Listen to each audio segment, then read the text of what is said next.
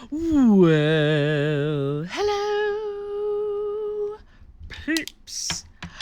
Good morning. Happy Crush Monday. Happy Crush Monday. It is Monday here in the land of dispense, and you know what that means. We are talking about crushing it, getting the week started early. Today, I am trying to figure out how to start the week off in crush mode when my body just is not cooperating. So, little bit of some backstory, which is part of the reason why I was a little MIA last week. Not gonna lie, I'm in just a wee teeny tiny little bit of pain. And by wee teeny tiny, I probably mean like this much.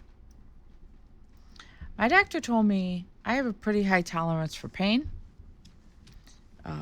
considering the fact that I just kept chalking up all my back issues to, back then just being overweight.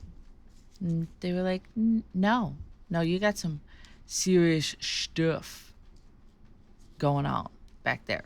So I am just trying to figure out that when you're at the point that your body doesn't necessarily cooperate. Listen, I'm not saying I'm old, okay? Let me just throw that out there to the universe. Never once did I say I'm old. I am 48, but I am forever a 21. However, I'm trying to figure out the best method for getting my body to actually cooperate with what I want to do. Do I just continue to beat it into submission, or do I actually listen? I haven't decided yet. So I have been having some problems again with my back, specifically on the right side in the lower back. I just met with a podiatrist last week, and they are doing some very specific molds for my feet. We are moving into a different stage of orthotics. So, yeah, there's that. In addition to that, some weird thing happened. Some weird thing happened on the way to. I feel like that's the start of a story, but I lost like feeling in my right hand. It was like numb and tingly, which, for obvious reasons, made me incredibly nervous. And specifically, I was like, oh, it's just asleep, whatever, and you kind of like just grab it a few times, and it was fine. It wasn't fine, but it was finer than it was. And I always describe things in degrees, varying degrees of whether or not it's fine. But what happened was I bent down to tie my shoe. And when I went to tie my shoe, I got a shooting pain down the side of my hand, and then like across my palm down into my wrist. And it will not go away. So last Monday I went to see a doctor because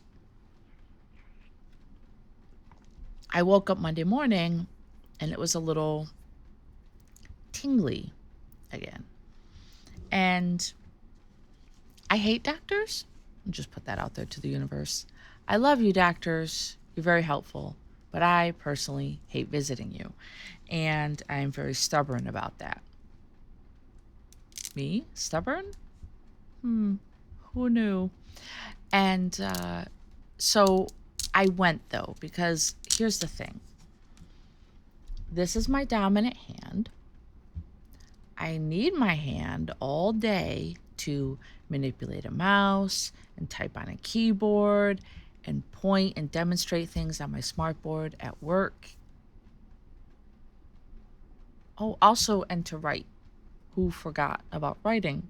Actual writing, holding a pen in your hand and writing. So I went. I explained the situation. Um, I explained, this is what I do, and she responded with, "Well, we can definitely do some tests. However, based on the pain pattern and where it's traveling to and from, and the actions that you're taking when the pain actually occurs, um, I have a very strong feeling that you have the beginning stages of a carpal tunnel."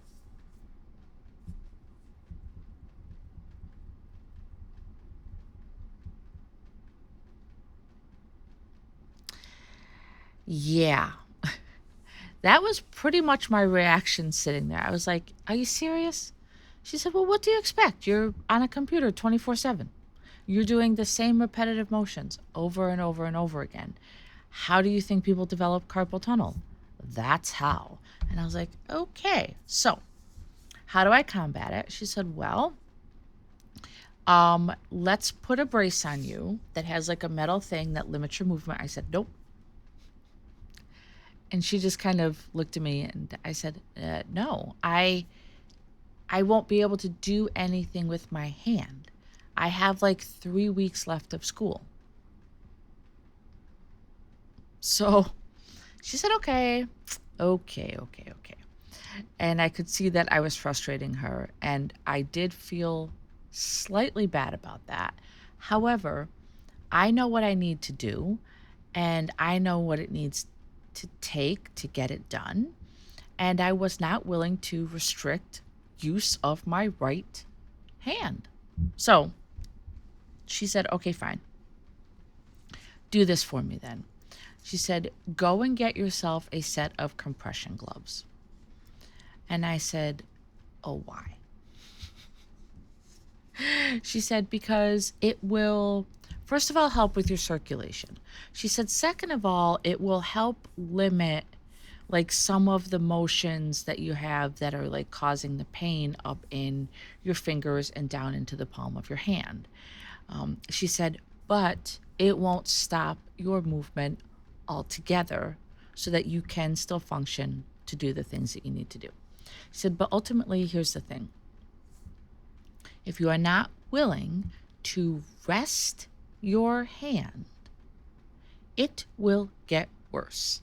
And I was like, I feel like she's talking to me like I'm 5 years old. And then I realized maybe it's because I'm acting like a 5 year old. But I still wouldn't give in. I still would not give in. So I have two different ones. I have this one, which has like a strap that you can tighten around your wrist. And then I have this one, which I just realized is the left hand, which is the wrong one.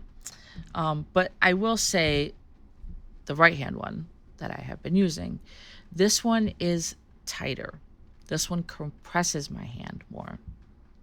So if it's really bad and I want to restrict my movement even more, then I will put this gray one on. However, for just, basic small restrictions, it totally clashes with my outfit today. So I'm just saying, I'm not a fan of that.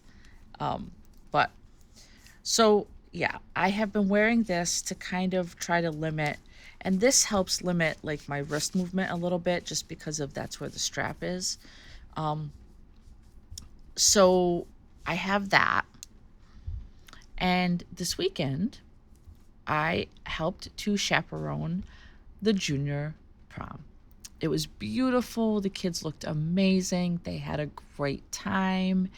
Um, and I was on my feet all night for basically 5 hours straight.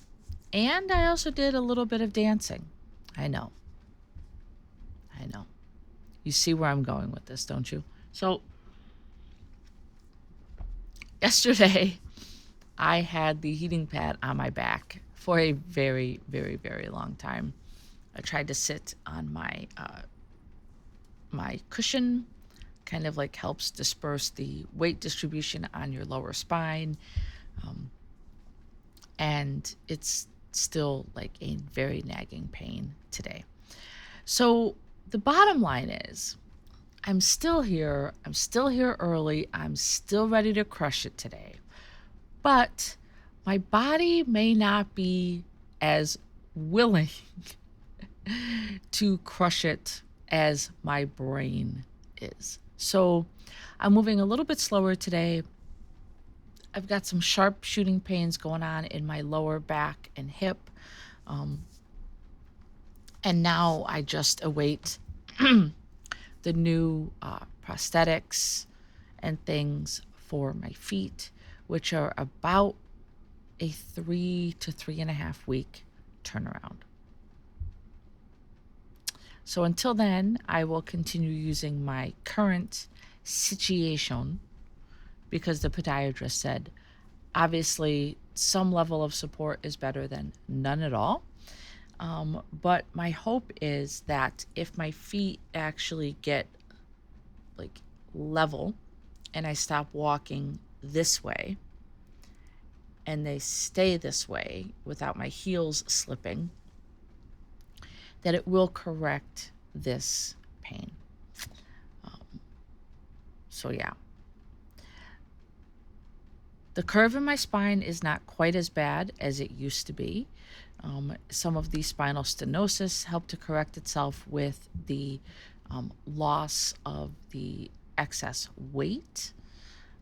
But the bottom line is my body just is not cooperating these days with everything I want to do without some level of pain.